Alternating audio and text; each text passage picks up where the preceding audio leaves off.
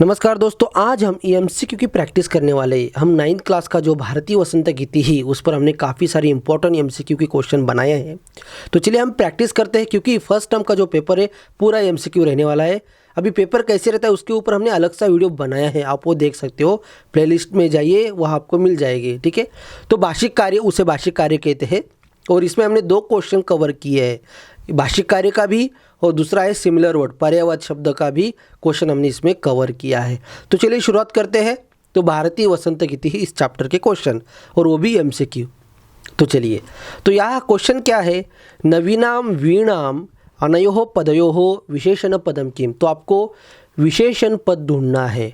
ठीक है, तो इस पर ध्यान देना है। कभी कभी गड़बड़ हो जाती है, विशेषण और विशेषण में ठीक से पढ़ नहीं पाते हैं, इसलिए विशेषण को विशेष समझ लेते हैं और या तो फिर विशेष को विशेषण समझ लेते हैं। तो आपको अनयोः पदयोः, तो आपको इन 2 शब्दों का भी मतलब पता होना चाहिए। अनयोः पदयोः का मतलब होता है इन 2 पदों में, इन 2 शब्दों में। इन 2 मतलब नवीनाम और वीणाम। इन 2 शब्दों में आपको क्या ढूंढना है, विशेषण ढूंढना है। और विशेषण ज़्यादातर पहले होता है, मगर ऐसा कुछ रूल नहीं कि पहले होना चाहिए। संस्कृत में ऐसा कुछ नहीं, बाद में भी हो सकता है, मगर ज़्यादातर ऐसे देखा जाता है। यदि आप मीनिंग समझ कर करोगे तो बहुत अच्छा रहेगा। तो नवीनाम वीणाम, नई वीणा, न्यू वीणा। ठीक है, इस तरह से। तो नवीनाम ये हुआ उसका विशेषण, तो ये हुआ उसका आंसर, नवीनाम। इस तरह से आपको मीनिंग पर ध्यान देना है। उसके बाद क्वेश्चन 2, निनादय नवीनाम अये वाणी अत्र वाक्ये क्रियापदम किम। अभी ये जो क्वेश्चन है अलग अलग तरीके से पूछा जा सकता है। अस्मिन् वाक्ये क्रियापदम किम, या फिर इस कर्ता का क्रियापद क्या है। ऐसे आपको अलग अलग क्वेश्चन पूछे जा सकते हैं। ठीक है, तो अभी यहाँ क्या पूछा है, क्रियापद पूछा है।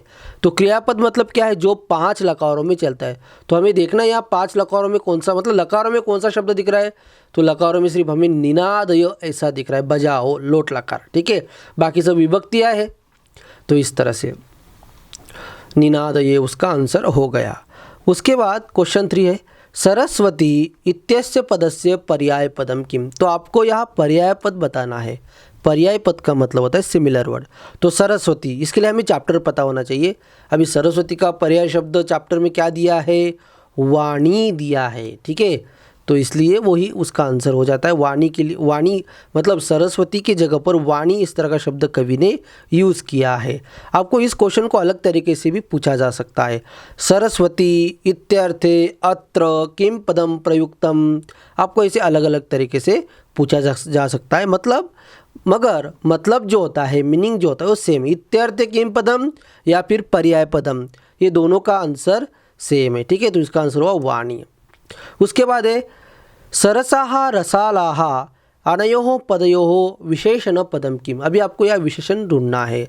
तो किसमें, अनयोः पदयोः, इन 2 पदों में। इन 2 मतलब सरसाः रसाला। जब आपको अनयोः पदयोः का मतलब पता चल जाता है तो जब जो भी कुछ एक्स्ट्रा वर्ड है वो ऑटोमेटिकली डिलीट हो जाता है। अनयोः डिलीट हो गया। ठीक है, तो रहे 2 ही शब्द, सरसा और रसाला। तो सरस जो शब्द है, सरस ये विशेषण है, रसाला मतलब आम। तो रसाला आम एक नाउन है, और आम कैसे, सरसा, रसयुक्त है। ओके, बहुत ही रसपूर्ण है, रसभरित है। तो इसका आंसर हुआ सरसाहा, ये उसका आंसर है। ठीक है, सरसाहा, इस तरह से। उसके बाद नीरसः इत्यस्य पदस्य कः विपर्ययः अत्र आगत। विपर्यय, विपर्यय के लिए और एक शब्द पूछा जाता है जिसे हम कहते हैं विपर्यय पदम। ठीक है, या विरुद्धार्थी शब्द। तो आपको इन शब्दों का मतलब पता होना चाहिए। तो नीरसः, इसका अपोजिट वर्ड ढूंढना है। ठीक है, तो इसका अपोजिट क्या है, नीरस, मतलब जिसमें कोई रस नहीं, कोई जिसमें कुछ भी टेस्ट नहीं, उसे कहते हैं नीरस। तो सरसाः, जिसमें टेस्ट है, जो रसयुक्त है, उसे कहते हैं सरसाः। इस तरह से। संते लसन्तीह सरसा रसालाः अत्र रसालाः इत्यस्य कर्तृपदस्य क्रियापदम किम। क्रियापद पूछा गया है, किसका, रसाला, ये जो करता है। ठीक है, अभी जानबूझकर मैंने ये शब्द ऐसे ऐड किए जिससे आपको पता चले। मतलब यदि आपको इस तरह से भी क्वेश्चन आता है कि कर्तृपदम किम, तो आपको पता चलना चाहिए। ठीक है, लसन्ती, इसका कर्तृपद क्या है। ठीक है, तो इस तरह से मतलब एक ही क्वेश्चन में 2 क्वेश्चन ऐड हो जाते हैं और दो क्वेश्चन मतलब एक ही क्वेश्चन में दो क्वेश्चन का मतलब पता चल जाता है और फ़ायदा भी हो जाता है। तो हमें क्रियापद ढूंढना है, तो क्रियापद जो 5 लकारों में होता है, तो यहाँ 5 लकारों में पूरे सेंटेंस में लसंती दिख रहा है, तो इसका आंसर है लसंती। ठीक है, उसके बाद है यमुनायाः इत्यर्थे किम पदम अत्र आगतम। यमुना, यमुना इस शब्द के लिए कौन सा पद आया है, मतलब पर्याय पद की बात कर रहे हैं। ठीक है, तो इस बात का आपको ध्यान रखने का, ऐसे भी आते हैं तो मगर उसका मतलब क्या है, वही है पर्याय पद। तो यमुना मतलब ठीक है, कलिंदात्मजाया, हाँ, तो ये उसका आंसर है, क्योंकि जमुना ये तो हिंदी का वर्ड है, तो उस पर भी हमें थोड़ा ध्यान देना है। ठीक है, तो कलिंदात्मजाया, हाँ। उसके बाद आलोक्य इत्यस्य विपर्यय पदम किम। ठीक है, आलोक्य, देखो अभी मैंने यहाँ 3 शब्द दिए, वो भी जानबूझ कर दिए जिससे आपको इन सब का मतलब पता चले, क्योंकि अभी यहाँ विपर्य पद पूछा है। हमेशा आपको एग्जाम में विपर्य पद ही थोड़े पूछेंगे। आलोक्य इत्यस्य पर्याय पदम किम, तो एक्चुअली यहाँ अनुस्वार होना चाहिए। ठीक है, कर दिया। ठीक है, विपर्यय पदम किम, तो आपको पर्याय पदम भी पूछा जाएगा।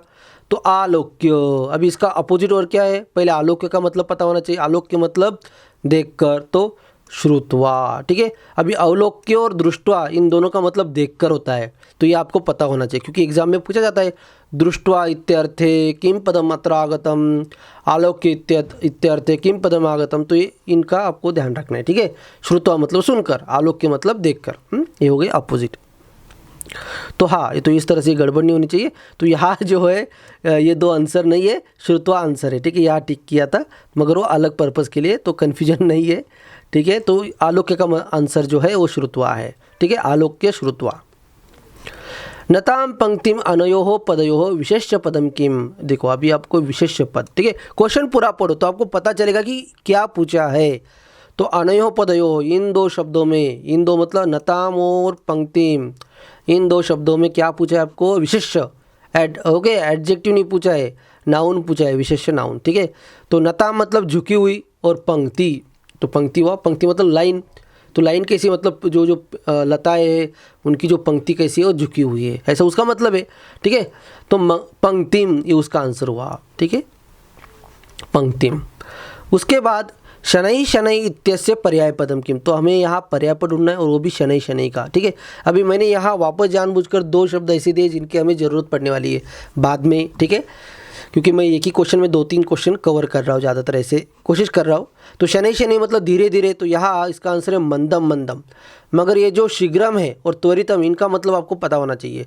शीघ्रम मतलब जल्दी, त्वरित मतलब जल्दी, फास्ट। तो कभी कभी इस तरह से भी क्वेश्चन होता है, शनै शनैया मंदम मंदम इत्यस्य विपर्यय पदम किम, तो आपको इन दोनों के बारे में सोचना है। ठीक है, इन दोनों में से कोई एक आंसर रहेगा।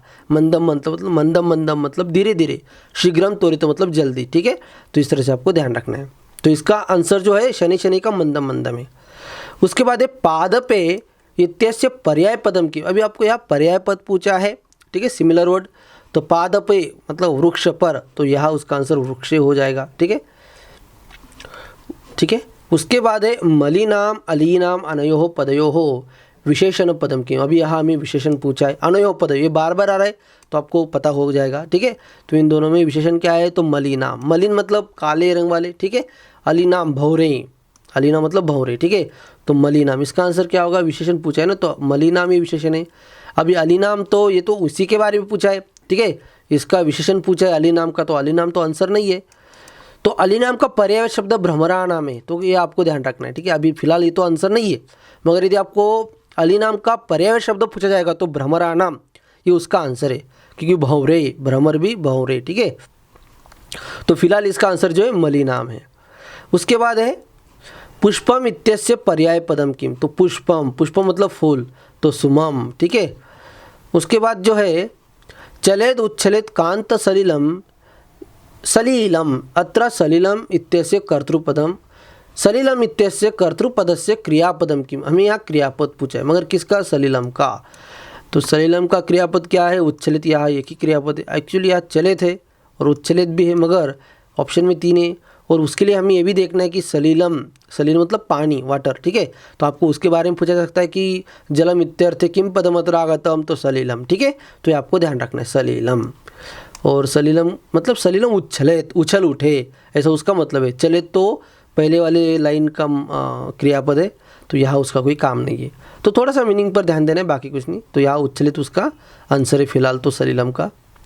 उसके बाद है वहति मंदम मंदम सनीरे समीरे अत्र क्रियापदम किम। अब यहाँ क्रियापद क्या है ये हमें बताना है। तो क्रियापद मतलब जो 5 लकारों में चलता है वही क्रियापद होता है। तो यहाँ क्रियापद है वहति, इस तरह से, ठीक है।